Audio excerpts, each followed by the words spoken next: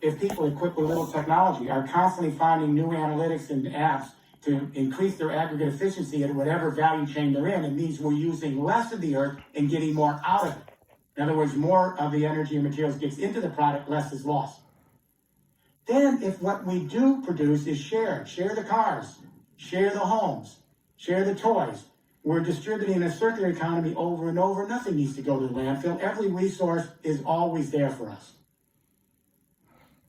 If we move to the energy internet, there's no reason why everyone on this planet shouldn't be producing their own green electricity right where they are at very low cost in 25 years from now in this exponential curve and sharing across continental energy internets.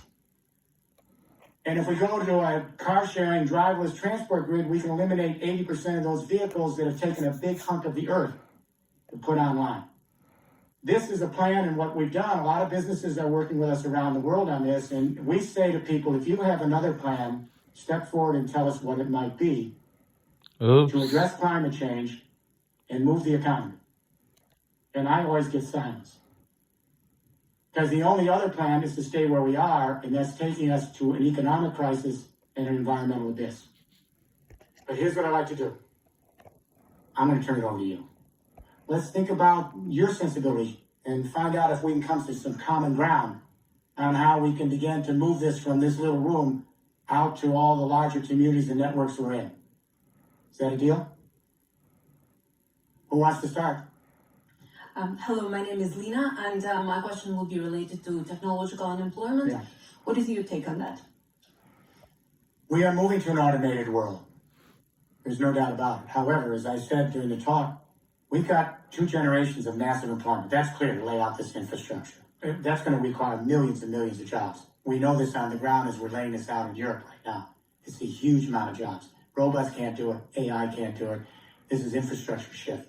However, as this smart digital economy and society moves in, it can be run by very small supervisory workforces with analytics, big data, algorithms, and apps. That's why we call it smart world, smart society, smart economy. Then what do once we have the smart society in and it's automated, running by analytics? We're not going to pay people just to do nothing. We already know where the employment's going.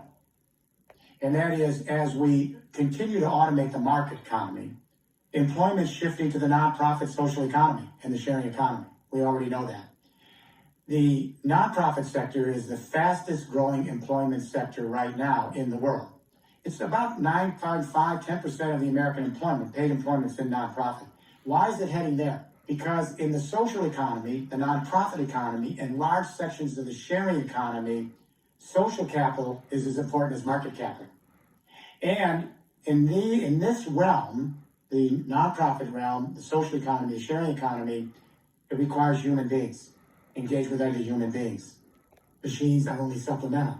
We will never have a robot raising a child and interacting with them in a child care center to develop their brain. It's never going to happen. They may bring the lunch to the kid, the robot, but it's going to require human beings working with those children. And whether it's in parts of healthcare, in the knowledge industries, in cultural areas, humans with humans.